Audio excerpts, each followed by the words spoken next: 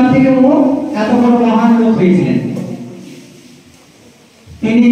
তেনার পরিবার এতটাই গরিব ছিল যে রাত্রে প্রদীপ বা আলো জ্বালিয়ে পড়ার মতো তাদের কাছে টাকা ছিল না।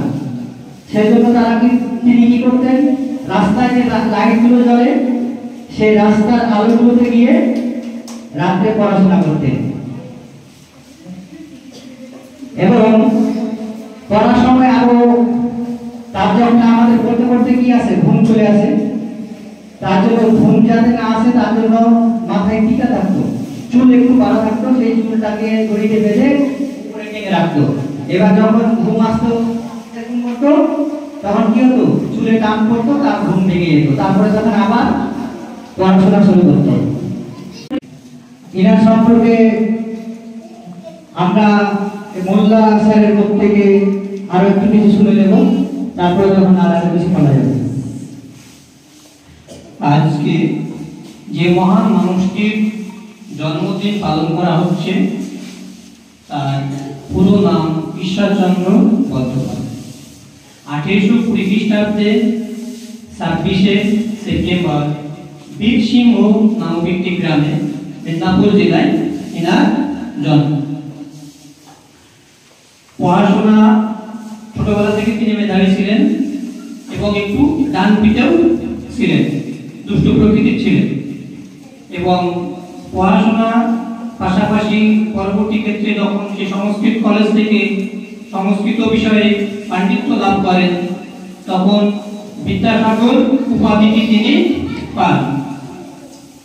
এবং শিশুদের আমরা যে বর্ণ পরিচয় বইটির মাধ্যমে শিক্ষা লাভের প্রথম ধাপ শুরু করি, সেই বইটিও তিনি রচনা করেছিলেন। এছাড়াও কথামালা, বোধোদয়, বিভিন্ন বই তিনি লিখেছিলেন। সেগুলো থেকে আমরা অনেক কিছু জানতে পারি এবং অনেক কিছু সংস্কৃত থেকে বাংলা রূপান্তরিত করেছিলেন। এটা হলো শিক্ষার্থী।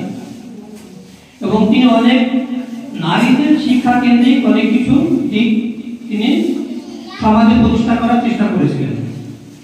নারী শিক্ষার সুযোগ সুবিধা এবং বিশেষ করে বাল্য বিবাহ রোধ এবং বিধবা বিবাহ প্রবর্তন।